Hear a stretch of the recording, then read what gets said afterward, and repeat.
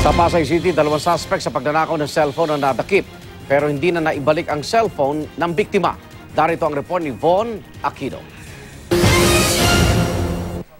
Hindi na nakatakas pa ang 2 suspect sa pang-snatch ng cellphone matapos silang abutan ng mga otoridad habang nasa Taft Avenue sa Pasay City kagabi.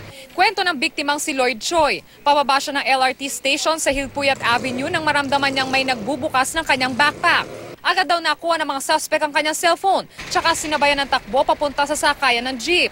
Pero dahil mabagal ang daloy ng trapiko, lumipat daw sa tricycle ang dalawa. Hinabol pa rin daw ng biktima ang tricycle hanggang makahingi siya ng tulong sa mga rumorondang tauhan ng Pasay Traffic. May tulong sa traffic enforcer, tapos hinabol ko yung tricycle. Tapos ayun, naabutan naman namin yung tricycle. Na-corner ng mga rumesponding traffic enforcer at police ang mga suspect na kinilalang sina Rolando Villanueva at Junel De Jose. 2 patalimang nakuha sa mga suspect pero hindi na nakuha sa kanila ang cellphone. Yung cellphone, nandun ho sa loob ng, ng tricycle, ma'am, na hindi ho alam ng tricycle driver na yung cellphone ay sa biktima. Kaya ho, binigay niya ho kagad. Aminado naman ang mga suspect sa kanilang nagawa. Aminado naman po ako, nangingi naman po ako ng pasensya.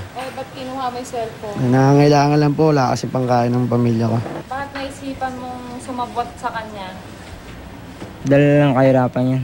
Sana kahit yung mga small crimes like snatching, sana na din, execute para maubos na rin.